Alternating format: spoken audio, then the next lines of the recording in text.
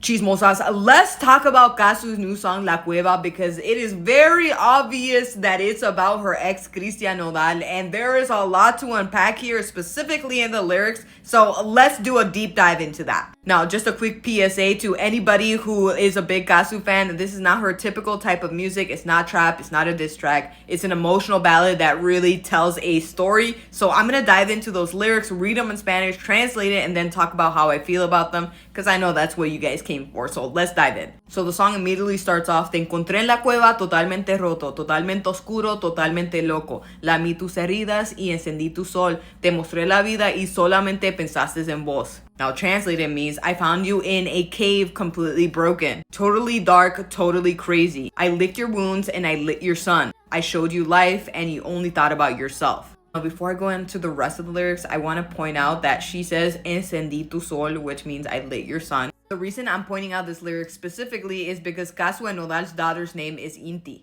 And if you look up Inti, that means sun god or sun in Argentina. So basically she's saying she gave him a daughter, Inti, and he only thought about himself, which makes the lyrics even more tragic. But let's continue. She goes on to say in the chorus, ¿Y qué vas a hacer al amanecer cuando la nostalgia no la tape una mujer? ¿Y qué vas a hacer? ¿A quién vas a convencer cuando yo florezca y al fin deje de doler?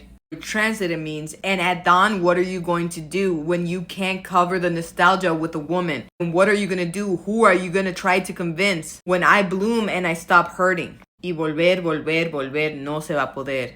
And return, return, return, you can't. Obviously, this whole song is very intense because this is telling a very specific story. But I think that lines or the verse that really hit me most, like the most impactful verse, was this one that I'm about to read to you guys. So let's get into that. Claro que lloré si yo te adoré, convertiste nuestra historia en una maldita parodia. ¿Y cómo ibas a ver que ibas a romper todo lo que iba a tu paso? Pero es tuyo este fracaso. Si con todo tu dinero compraras el mundo entero, volverás a aquella cueva, sos tu propio prisionero. Now, let me read it in English so you can understand how impactful it is. Of course I cried because I adored you. You turned our story into a damn parody. And how was I supposed to know that you were gonna break everything in your path? But this is your failure, because with all of the money in the world, you're still gonna return to that cave your own prisoner.